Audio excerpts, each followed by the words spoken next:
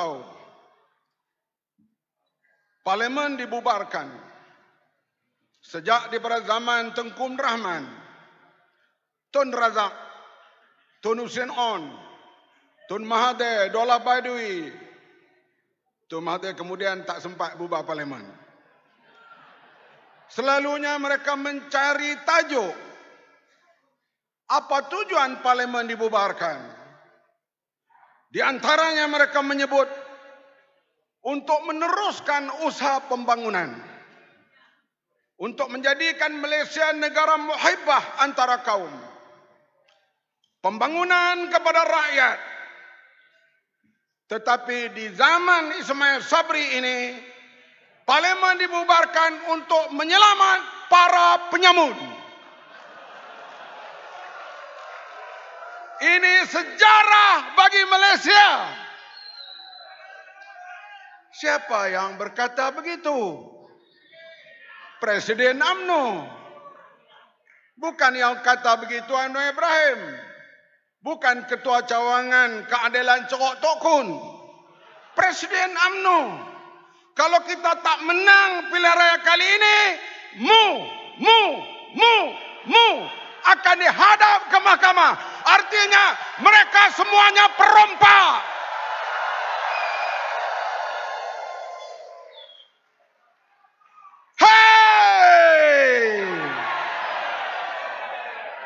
Sampai bila rakyat Malaysia nak berbodohkan? Tak kira banjir, tak kira bah, tak kira rebut, tak kira taupan. Asalkan kami jangan masuk jel. Caranya, ambil kerajaan. Menggunakan isu Melayu, Islam dan bahaya DAP. Dapat kuasa, yang pertama, sudah tentu tukar AG, Attorney General. Tarik balik kes dan buat perkara yang lain. Selamatlah penyamun-penyamun itu. Takkanlah rakyat Malaysia yang merdeka lebih 60 tahun tak boleh faham perkara ini. Ada di antara tuan-tuan, anak cucu tuan-tuan, keluarga tuan-tuan nak sokong UMNO, Barisan Nasional dan Perikatan Nasional. Kalau ada, kamu menjadi makhluk yang paling pelik dalam dunia. Hadirin sekalian, kita berada di sini secara aman. Kita menghirup udara negeri Perak. Amannya negara ini di antaranya pengorbanan pasukan keselamatan. Kita berada di sini, Nun di Laut Sabah dan Filipina. 3 bulan tentera laut berada di atas kapal. Berada di sempadan, saya melawat sendiri melihat mereka berada dalam keadaan siap sedia, senapang terhunus menjaga keselamatan negara. Di Selat Melaka, di Laut Cina Selatan, mereka bertugas tak kira siang malam mempertahankan keselamatan negara untuk memberi nikmat kepada rakyat. Tiba-tiba harta angkatan tentera dicuri oleh pemimpin-pemimpin. Ini apa ni? Bukan harta Anwar Ibrahim mereka curi. Bukan harta Ngakoming, bukan harta Lim Kit Siang, bukan harta Haji Abdul Hadi Awang. Mereka mencuri harta angkatan tentera. Bayangkan keselamatan negara kita ini, anggota-anggotanya tidak dihormati oleh pemerintah UMNO dan Barisan Nasional. Nasib baiklah aku sempat jadi Menteri Pertahanan.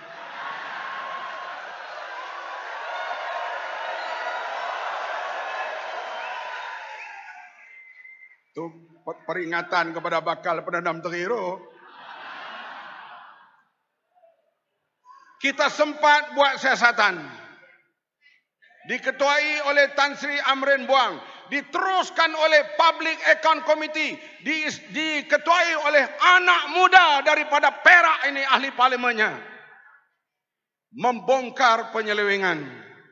Di antaranya wang untuk membina kapal LCS 400 juta dicuri oleh sebuah syarikat yang tak ada kena mengena dengan membina kapal laut ataupun kapal tentera laut. Kalau wang kapal mereka boleh curi, tambahan pula wang-wang yang lain. Inilah kepincangan yang ahli-ahli ekonomi mengatakan negara kita bocor. Wang bocor, leakage lebih 60 bilion setahun.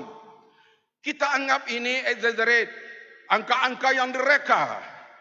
Tapi bila kita buat kajian, buat siasatan, rupanya betul.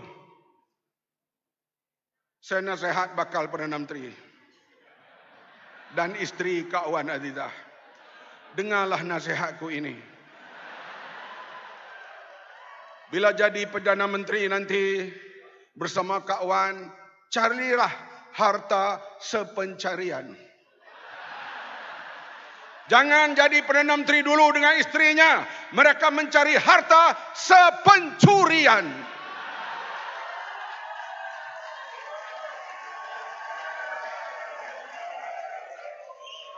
Tiap-tiap malam mereka bincang. Abang dah curi banyak mana? Tak ada. Baru 42 bilion. Itu yang mereka tahu. Yang tak tahu, 42 milion yang mereka tahu. Mereka dakwa abang di mahkamah. Yang mereka tak tahu banyak lagi.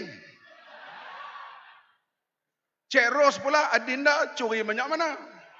Ya, yang mereka nampak beg tangan 350 biji. Yang lain mereka tak tahu. Banyak lagi. Harta kita, kapal di laut, gudang di darat. Sebab itu bakal Perdana Menteri kita tak akan jadi begitu. Mereka akan cari harta sepencarian, bukan harta sepencurian. Hadirin sekalian, rasuah dan leakage terlalu teruk. Kita berkumpul di negeri Perak. Saya ucap terima kasih kepada Baginda Sultan Perak menitahkan semua khutbah-khutbah di akhir khutbah doa mesti masuk hal menentang rasuah dan jangan terlibat dalam rasuah. Tahniah kepada Baginda Sultan Perak.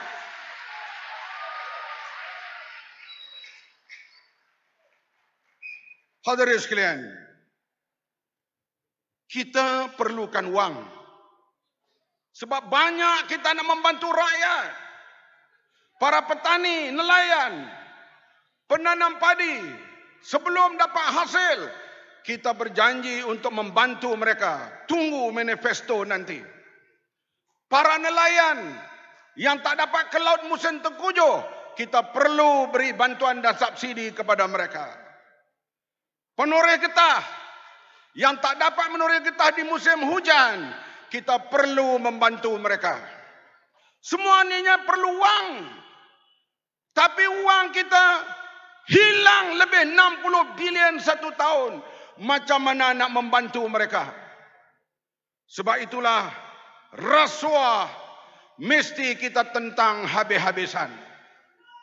Walaupun 22 bulan kita memerintah, tidak lengkap di sana dan di sini.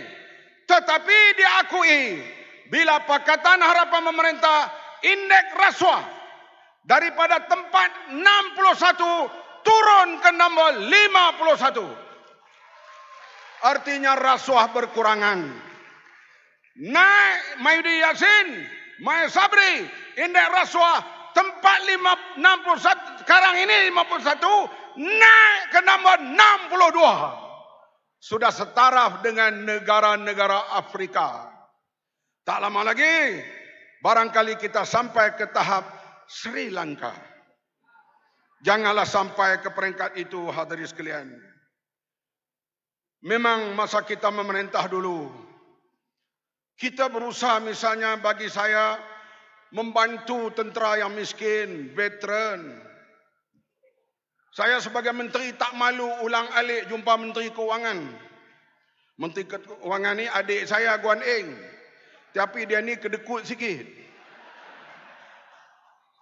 Dia nak lulus satu perkara tu, dia teliti.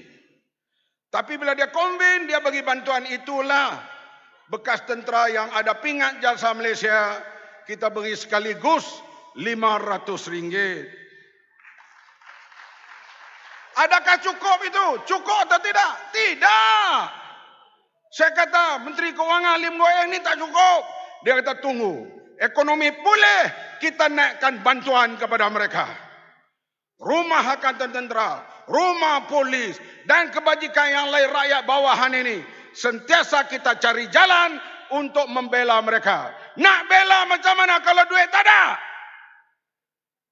Inilah yang perlu kita lihat, hadirin sekalian. Perkara-perkara seperti ini menjadi keutamaan kita pada selepas kita mencapai kemenangan pada 19 November nanti. Hadirin sekalian, kita akan bergerak di seluruh Malaysia, jelajah harapan. Malam ini kita mula di sini.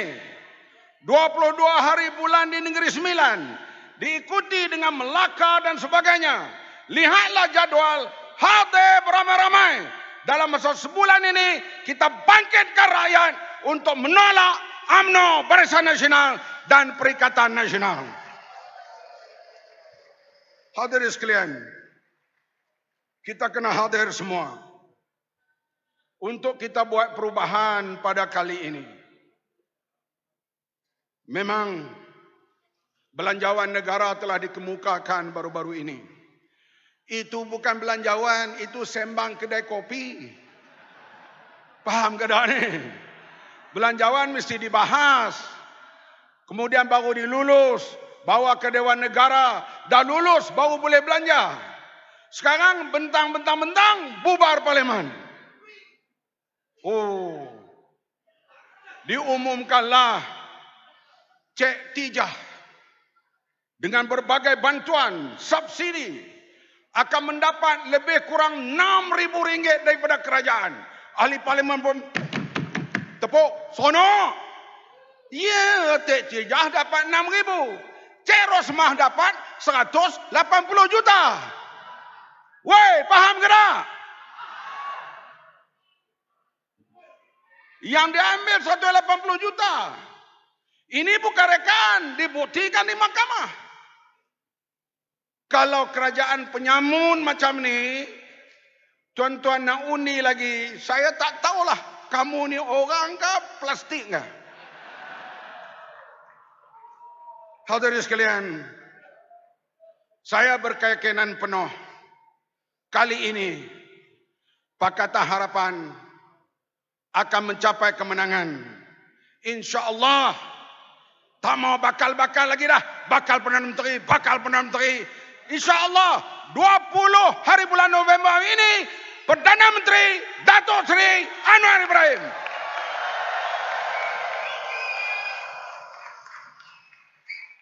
No bakal-bakal lagi. Bakal. No. Kali ini Prime Minister. InsyaAllah. Kemudian akta lompat parti dah ada. Kita akan lihat kerajaan kita, lihat 5 tahun kita buat. Kalau baik, 5 tahun lagi sambung tugas kita. Kalau tak baik, tendang ke Laut Cina Selatan. Hadirin sekalian, kalau begini keadaan penyelewengan dilakukan oleh pemimpin UMNO, yang sudah didakwa, yang akan didakwa, yang sedang didakwa, apakah tuan-tuan nak lagi sokong calon-calon UMNO, BNPN, nak sokong atau tidak? Nak sokong atau tidak? Kalau tuan-tuan sokong lagi, saya tak tahu nak kata apa. Apa jenis manusia ni?